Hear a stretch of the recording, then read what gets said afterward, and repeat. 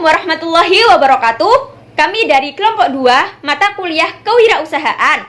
Sebelumnya, perkenalkan dari anggota kelompok kami. Yang pertama ada saya, Siti Badiatunisa sebagai moderator dan pemateri. Yang kedua ada Ginayatus Sofia sebagai pemateri. Yang ketiga ada Intan Dwi Pratiwi sebagai pemateri.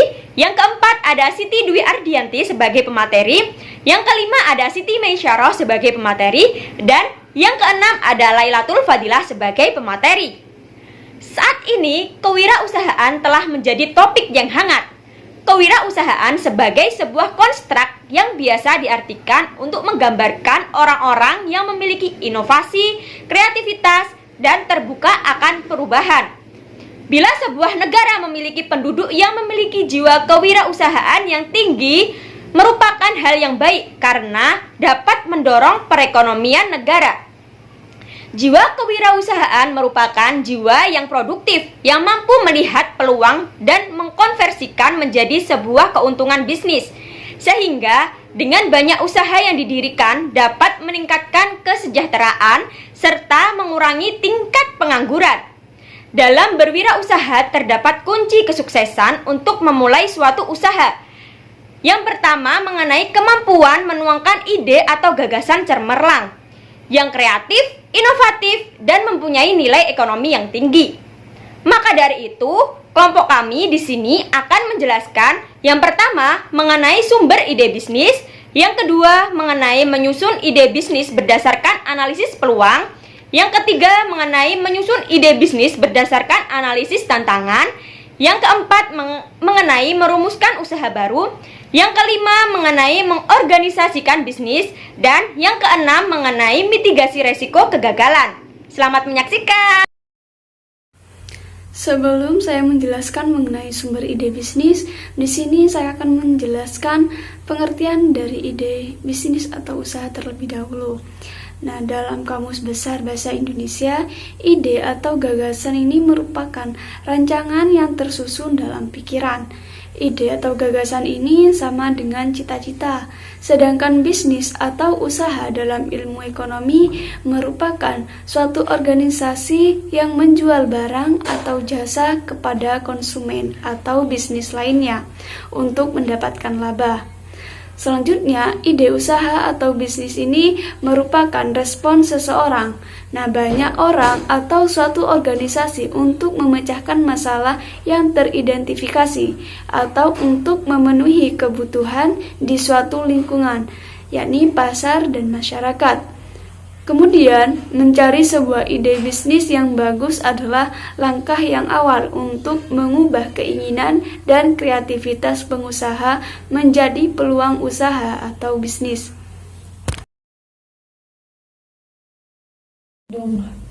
Selanjutnya saya akan menjelaskan mengenai sumber ide bisnis. Biasanya seseorang sangat sulit untuk menemukan jenis bisnis yang paling cocok untuk dikerjakan. Ide bisnis bisa datang dari mana saja dan kapan saja. Di sini saya akan menjelaskan beberapa sumber ide bisnis. Yang pertama, kebutuhan dan permintaan pasar. Nah, kejelian seseorang dalam melihat kebutuhan dan permintaan pasar merupakan peluang untuk memulai bisnis. Ide bisnis berdasarkan kebutuhan dan permintaan pasar akan menjadikan usaha tersebut dibutuhkan oleh konsumen, sehingga produk yang dihasilkan akan dengan mudah dijual dan menjadikan bisnis berjalan selama ada kebutuhan dan permintaan pasar. Yang kedua, keahlian dan keterampilan. Sedikit sekali orang yang memiliki keahlian. Oleh karena itu, ide bisnis yang bersumber dari keahlian jika dilaksanakan akan mengantarkan seseorang berbeda dari yang lainnya. Nah, ini sangat menguntungkan sekali dalam menjalankan bisnis yang hanya orang tertentu saja yang bisa menjalankannya. Dengan kata lain, saingannya ini sedikit sekali. Demikian juga dengan bisnis yang didasarkan pada keterampilan. Keterampilan yang sudah dimiliki dan dikembangkan dalam waktu cukup lama dapat dijadikan sebagai peluang usaha atau bisnis. Yang ketiga, hobi atau minat. Nah, sumber ide bisnis yang berdasarkan hobi akan menjadikan seseorang bersemangat dalam melakukan bisnis. Bisnis yang didasarkan pada hobi akan menjadikan seseorang betah pada bisnis tersebut, yang menjadikan seseorang fokus pada bisnis yang dijalankan. Minat atau hobi cukup efektif untuk membangun keyakinan dan motivasi kuat untuk mandiri. Orang tidak merasa terbebani apabila melakukan kegiatan yang ia sukai, terutama yang berkaitan dengan minat dan hobi. Yang keempat, kreativitas. Kreativitas seseorang dalam menciptakan produk yang unik dan bermanfaat bagi orang banyak merupakan sumber ide bisnis. Dengan kreativitas produk yang dihasilkan akan memiliki daya tarik tersendiri bagi kebanyakan konsumen. Kemudian yang kelima, jaringan dan relasi. Ide bisnis yang berdasarkan jaringan dan relasi ini memiliki keuntungan adanya tingkat kepercayaan yang baik. Semakin luas jaringan dan relasi, maka semakin besar kesempatan kita untuk menawarkan barang atau jasa yang kita miliki. Yang keenam, amati, tiru, dan modifikasi. Nah, bisnis yang dimulai dari amati, tiru, dan modifikasi ini merupakan bisnis yang paling mudah dilaksanakan. Ide bisnis yang dimulai dari membuat barang atau jasa yang sudah ada merupakan kegiatan yang paling mudah dan sangat cepat untuk dilaksanakan karena tidak memerlukan sesuatu yang baru yang membutuhkan riset dan persiapan khusus. Mengamati sesuatu yang terjadi di sekitar kita bisa menjadi peluang bisnis. Pengamatan ini diperlukan bagi mereka yang ingin mandiri. Identifikasi kebutuhan yang belum terpenuhi bisa menimbulkan peluang bisnis yang bisa terus dikembangkan. Yang ketujuh, nasihat atau saran. Nah, mencari ide bisnis dengan cara meminta nasihat dari orang-orang yang sukses dalam bisnis ini merupakan langkah yang baik karena kita akan belajar banyak dari pengalaman orang tersebut tanpa harus merasakan kegagalan orang tersebut serta mengetahui langkah-langkah yang harus dilaksanakan. Kemudian yang kedelapan, pengalaman dan pekerjaan. Pengalaman diri sendiri atau orang lain bisa menjadi guru yang baik dan sumber ide bisnis. Pengalaman buruk atau gagal seringkali sulit dilupakan. Lalu kita akan berupaya untuk mencari ide baru dalam mengatasinya. Nah, cara ini akan membuka peluang munculnya ide yang menarik. Demikian juga pengalaman kerja yang diperoleh, karena jenis pekerjaan yang pernah ada dan yang sedang ditekuni juga merupakan sumber yang sangat besar untuk menghasilkan ide-ide bisnis yang tepat. Seseorang dengan jenis pekerjaan yang sudah lama ditekuni memahami betul bidang usaha apa saja yang berhubungan langsung maupun tidak langsung dengan pekerjaannya saat itu. Misalnya pernah membuat sebuah produk dan disukai banyak orang. Nah, hal itu yang kemudian dijadikan sebagai ide untuk membangun sebuah bisnis. Kemudian yang kesembilan, penemuan secara tidak sengaja. Jenis ide bisnis ini dapat terjadi ketika seseorang melihat sesuatu atau benda yang dapat membangkitkan daya imajinasi. Nah, dari penemuan itu, ia berhasil menciptakan sesuatu berdasarkan hasil imajinasinya. Kemudian yang terakhir, pencarian ide dengan penuh pertimbangan. Nah, sebuah ide awal dapat muncul dari percobaan yang dilakukan oleh wirausaha untuk menemukan ide baru. Usaha pencarian yang sedemikian rupa dapat berguna karena hal tersebut dapat menimbulkan kesiapan pikiran. Seperti contoh, wirausaha yang berpikir serius mengenai ide bisnis yang baru akan lebih dapat menerima ide baru dari berbagai sumber. Majalah atau lainnya merupakan sumber yang bagus untuk memperoleh ide awal. Nah, salah satu cara membangkitkan ide awal adalah membaca tentang kreativitas usaha lain. Nah, ide awal kadang membutuhkan jangka waktu yang panjang untuk penyaringan dan testing. Nah, hampir seluruh ide apapun membutuhkan studi yang hati-hati dan modifikasi sebagai pembukaan untuk pendekatan bisnis. Selanjutnya saya akan menjelaskan menyusun ide bisnis dengan analisis peluang. Yang pertama yaitu ide usaha. Ide usaha menambah nilai suatu barang dan jasa melalui inovasi. Keberhasilan dapat dicapai bila mana wirausaha menggunakan produk, proses, dan jasa inovasi sebagai alat menggali perubahan. Oleh sebab itu, inovasi adalah instrumen penting untuk memberdayakan segala sumber guna menghasilkan sesuatu yang baru dan menciptakan nilai. Ketangguhan kewirausahaan sebagai menggerak perekonomian terletak pada kreasi baru untuk menciptakan nilai secara terus-menerus. Wirausaha dapat menciptakan nilai dengan mengubah tantangan menjadi peluang melalui berbagai idenya, sehingga pada akhirnya ia menjadi mengendali usaha. Semua tantangan bisa menjadi peluang apabila terdapat inovasi. Misalnya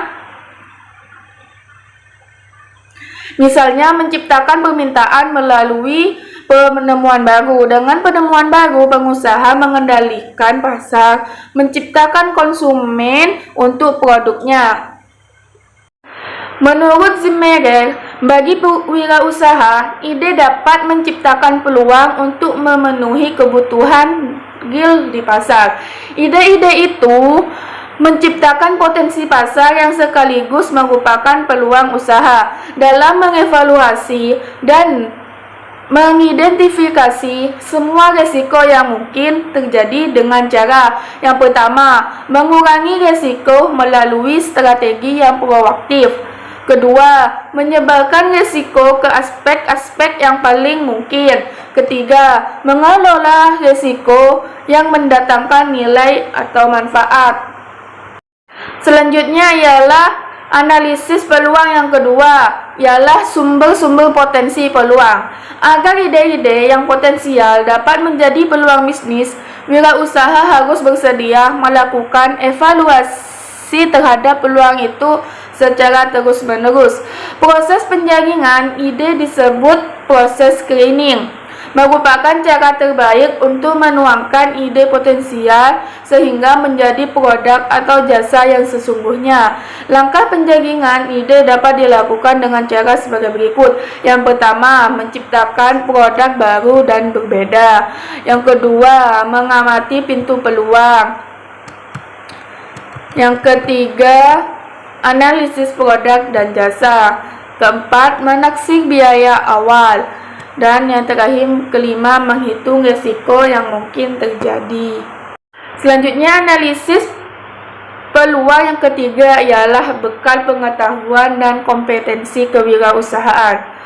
Hasil survei Lambing menunjukkan bahwa kebanggaan responden menjadi wirausaha karena disasari pengalaman yang membuatnya memiliki jiwa dan watak kewirausahaan. Dari survei itu dapat disimpulkan bahwa untuk menjadi wirausaha yang berhasil, syarat utamanya adalah memiliki jiwa dan watak kewirausahaan. Jiwa dan watak kewirausahaan dipengaruhi oleh keterampilan, kemampuan, dan kompetensi. Kompetensi sendiri ditentukan oleh pengetahuan dan pengalaman. Wirausaha adalah seseorang yang memiliki jiwa dan kemampuan berkreasi dan berinovasi. Ia memiliki kemampuan menciptakan sesuatu yang baru dan berbeda. Ia kreatif dan inovatif. Kemampuan itu bercermin di saat memulai usaha dengan mengerjakan sesuatu yang baru. Memiliki kemampuan dan kemampuan untuk mencari peluang, mampu dan berani menanggung risiko, dan mampu mengembangkan ide yang bermanfaat. Sumber daya, kemauan, dan kemampuan tersebut dilakukan. Selanjutnya ialah analisis peluang. Yang keempat ialah mengenali hingga memilih peluang yang tepat. Banyak pengusaha yang mengawali usahanya dalam suatu situasi yang serba sulit, menghadapi kondisi yang tidak pasti, atau bahkan sering menemukan jalan buntu dan akhirnya frustasi atau hanya menunggu saja dan tidak melakukan apapun. Meskipun memiliki uang yang cukup banyak sebagai modal awal usaha atau modal kerja belum tentu bisa memberikan kejaminan akan suksesnya suatu usaha.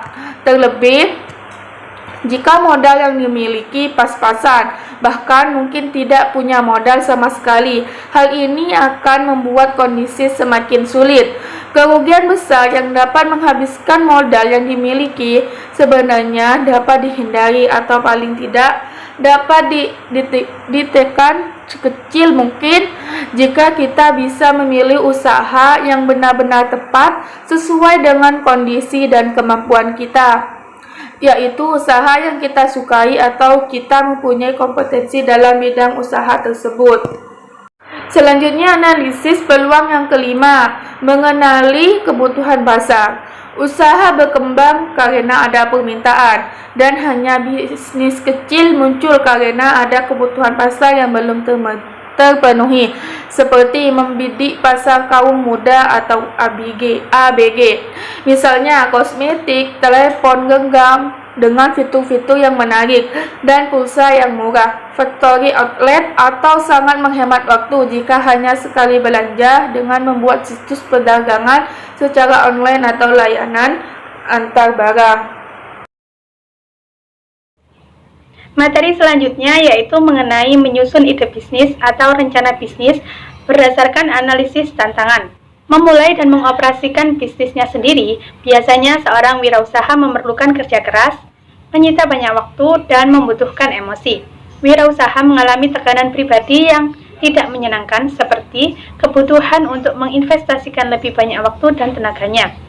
Banyak wirausaha menggambarkan karirnya menyenangkan, tetapi sangat menyita dalam segala hal. Kemungkinan gagal dalam bisnis adalah ancaman yang selalu ada bagi seorang wirausaha.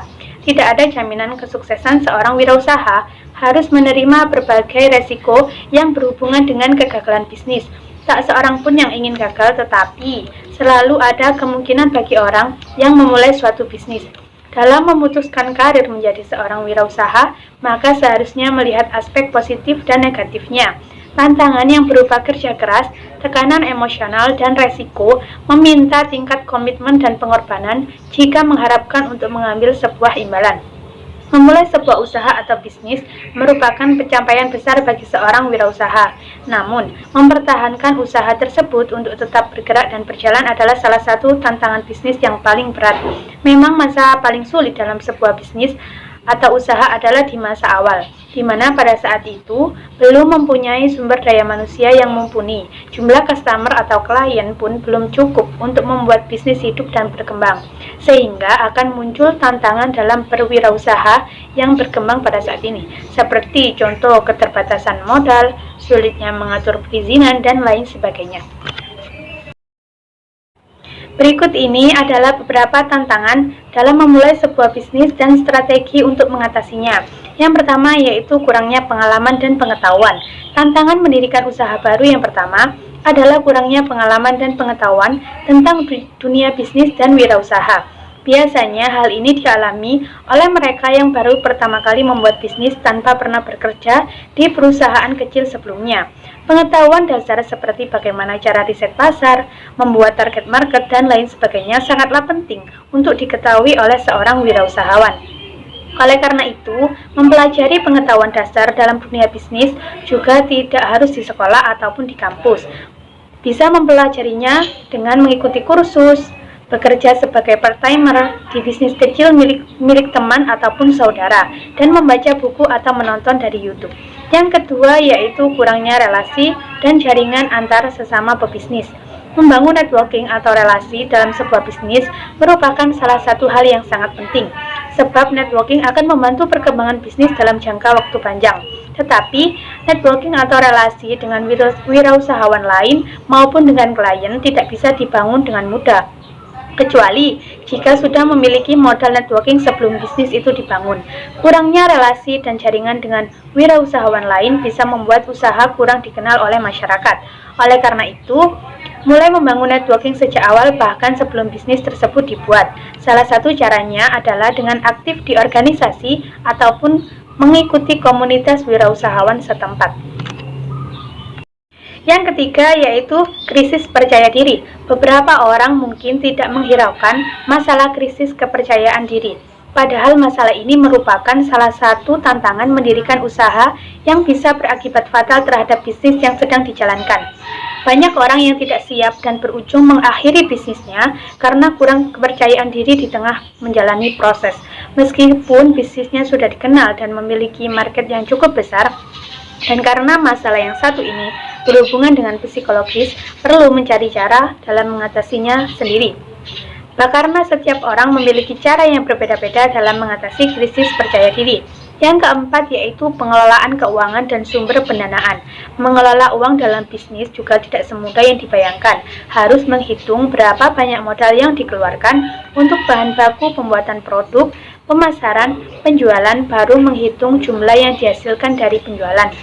Biasanya, para wirausahawan yang tidak memiliki pengalaman dan pengetahuan di bidang ekonomi dan keuangan lebih memilih mencari karyawan yang ditugaskan sebagai akuntan.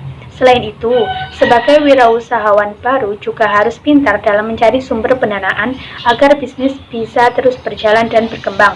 Oleh karena itu, harus pintar dalam mencari pendanaan sebelum bisnis tersebut bisa menghasilkan dana sendiri atau menghasilkan keuntungannya sendiri.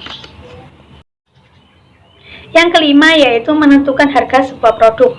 Tantangan mendirikan usaha baru yang berikutnya adalah menentukan harga sebuah produk yang tepat bagi konsumen. Beberapa dari wirausaha pastinya pernah merasa ragu ketika ingin menentukan harga dari produk untuk bisnisnya.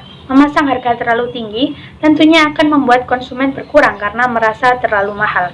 Sebaliknya, memasang harga terlalu rendah juga akan membuat bisnis Anda mengalami kerugian pada jangka panjang.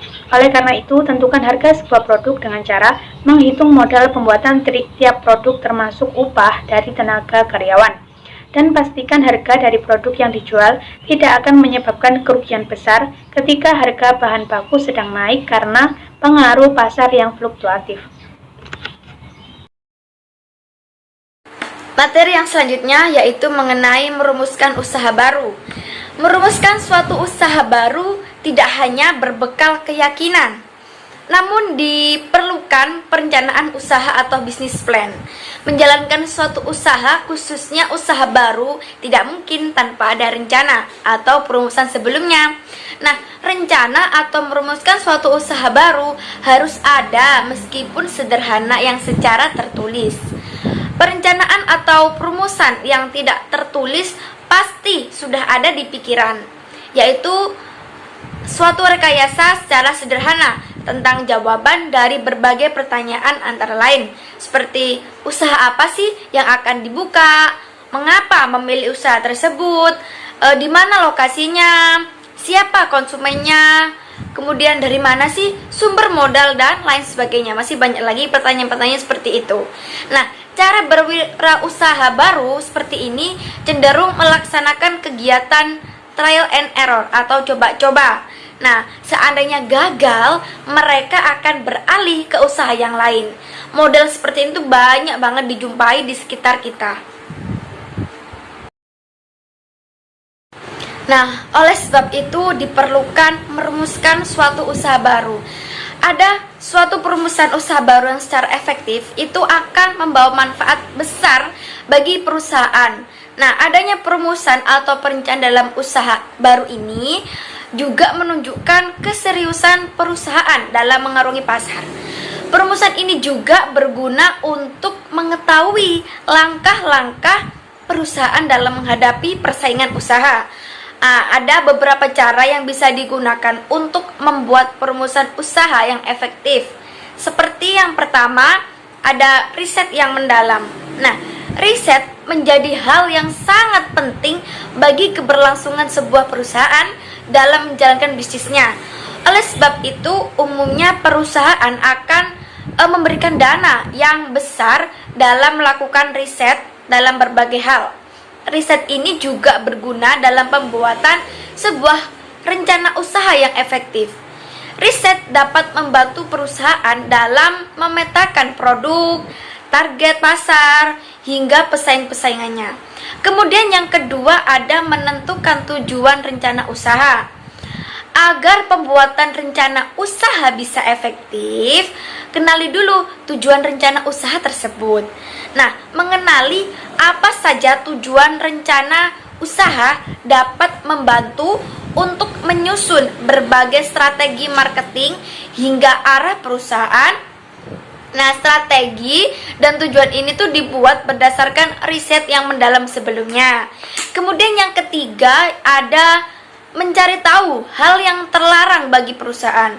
Dalam riset yang mendalam sebelumnya telah dipetakan pesaing-pesaing yang memiliki koridor bisnis yang sama. Pemetaan pesaing-pesaing ini juga penting untuk mengetahui bagaimana sih perilaku pesaing dalam menghadapi persaingan dan pasar. Tidak jarang dengan pemetaan ini dapat mengetahui penyebab kegagalan pesaing dalam menghadapi persaingan. Mempelajari perilaku pesaing dan penyebab kegagalan ini dapat menjadi pelajaran agar tidak mengalami kegagalan yang sama. Kesalahan yang dibuat oleh pesaing menjadi hal yang tidak boleh dilakukan oleh perusahaan agar tidak mengalami kegagalan lagi. Dengan mencari tahu hal yang terlarang ini, rencana dan program usaha dapat dibuat secara efektif. Kemudian yang keempat yaitu ada membuat rencana strategi marketing. Nah, setelah mencari tahu apa saja sih yang tidak boleh dilakukan perusahaan dalam menghadapi pasar, siapkan juga rencana strategi marketing yang tepat. Rencana strategi marketing yang tepat dapat membantu perusahaan dalam meraih pasar dan mendapatkan keuntungan finansial. Nah, rencana strategi marketing yang tepat juga membuat pembuatan perencanaan usaha yang lebih efektif. Nah, yang terakhir yang kelima yaitu merencanakan pembukuan usaha.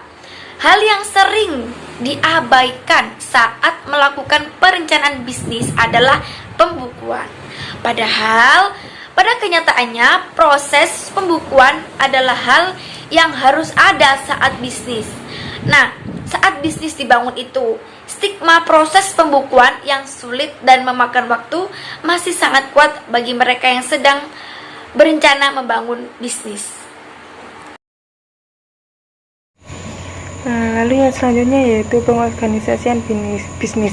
Pengorganisasian bisnis merupakan proses di mana aktivitas kerja disusun dan dialihkan kepada sumber tenaga untuk mencapai tujuan setiap organisasi sebuah bisnis. Nah, tujuan pengorganisasian merupakan agar pembagian kerja dapat dilakukan dengan penuh tanggung jawab.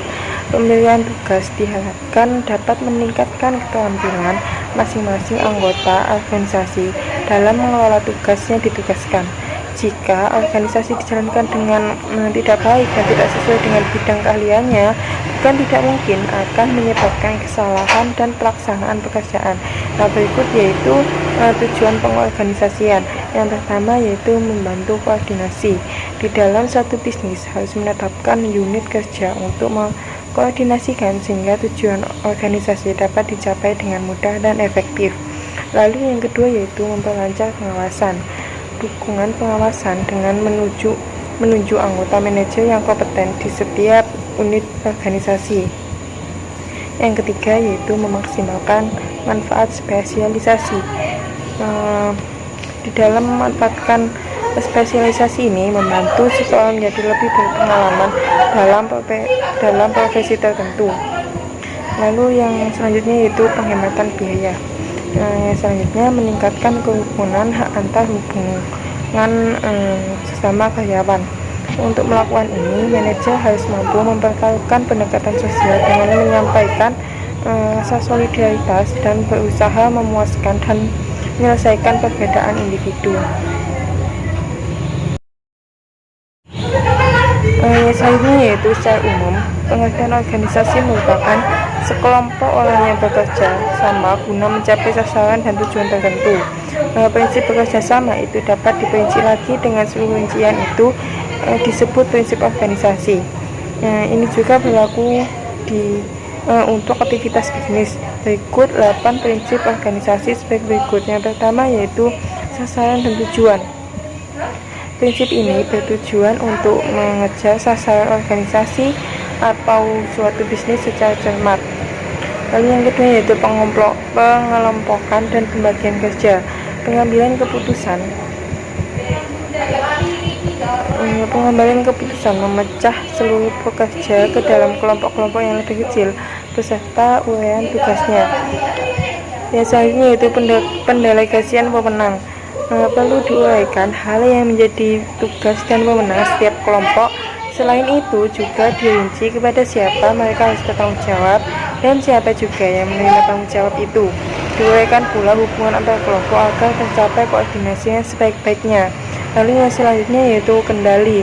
Melalui pendelegasian wewenang kepada yang bertugas pada kelompok kecil dan yang bertanggung jawab itu sifatnya perorangan, maka jika aktivitas itu sukses atau gagal dapat segera diketahui siapa yang berprestasi atau siapa yang melanggar peraturan tersebut. Yang selanjutnya yaitu kesederhanaan. Pembagian kelompok ini dibuat sederhana namun tetap efisien dan efektif. Pembagian kelompok yang sederhana bisa berarti tenaga yang tidak harus ditambah. Penambahan tenaga memberikan hasil yang lebih menguntungkan dibandingkan biaya saja yang dikeluarkan. Lalu yang selanjutnya yaitu koordinasi. Atas dasar keterbatasan kemampuan manusia sebagai pengendali, maka dibuat rentan kendali sehingga dapat memudahkan dan melancarkan dalam mengendalikan, memberi perintah, petunjuk, dan menampung laporan di bawah. Sebaiknya seorang bawahan memiliki seorang atasan. Lalu yang selanjutnya yaitu kesatuan perintah dan tanggung jawab. Kelompok kerja perlu dipecah menjadi kelompok yang lebih kecil. Kelompok ini dipimpin oleh bawahan. Jumlah anggota kelompok ini lebih besar pimpinan yang lebih mampu dan terampil dalam mengelola warganya. Lalu yang selanjutnya yaitu karyawan. Setelah organisasi tersusun dengan baik, barulah ditentukan karyawan. Selanjutnya, di sini saya akan menjelaskan mengenai mitigasi resiko. Pengertian dari mitigasi resiko menurut Peltier, mitigasi resiko adalah sebuah upaya yang dilakukan perusahaan untuk mengurangi kemungkinan terjadinya resiko beserta dengan dampak yang akan ditimbulkan. Sedangkan menurut Kizan, mitigasi resiko adalah perawatan atau pemulihan resiko yang berhubungan dengan konsekuensi negatif, yang biasa juga disebut dengan penghapusan resiko, pencegahan resiko, dan pengurangan resiko. Nah, jadi dapat disimpulkan bahwa mitigasi resiko merupakan suatu tindakan atau upaya yang dilakukan oleh perusahaan agar bisa mengurangi dampak dari suatu kejadian yang berpotensi merugikan atau membahayakan perusahaan. Mitigasi resiko atau risk mitigation disebut juga sebagai penanganan resiko. Pada tahap ini, resiko ditangani sampai batas yang dapat diterima. Hal ini bertujuan untuk mengurangi akibat dari resiko yang sudah teridentifikasi. Dalam risk mitigation atau mitigasi resiko atau penanganan resiko, hal yang dapat dilakukan yang pertama, risk retention atau menahan resiko. Tindakan untuk menahan resiko ini dilakukan karena dampak dari resiko tersebut masih dalam batas yang dapat diterima. Yang kedua, risk reduction atau mengurangi resiko. Tindakan ini dilakukan untuk memahami resiko itu sendiri dan melakukan usaha pencegahan pada sumber resiko serta mengkombinasikan tindakan sehingga konsekuensi resiko yang diperkirakan terjadi dapat berkurang dan tidak terjadi secara simultan. Pengurangan resiko ini biasanya masih menyisakan resiko atau resiko sisa, tetapi masih pada tingkat konsekuensi yang dapat diterima. Yang ketiga, risk transfer atau memindahkan resiko. Tindakan ini dilakukan dengan memindahkan sebagian atau seluruh resiko yang mungkin terjadi kepada pihak lain yang memiliki kemampuan untuk memikul atau mengendalikannya. Dan yang keempat, risk avoidance atau menghindari resiko. Menghindari resiko dilakukan dengan penghindaran aktivitas yang tingkat kerugiannya tinggi atau dengan melakukan penolakan. Sekian presentasi dari kelompok kami. Mungkin dari teman-teman ada yang masih kurang paham, nanti bisa ditanyakan pada saat sesi tanya jawab. Kelompok kami memohon maaf apabila terdapat kekurangan dalam menjelaskan materi. Sekian, wassalamualaikum warahmatullahi wabarakatuh.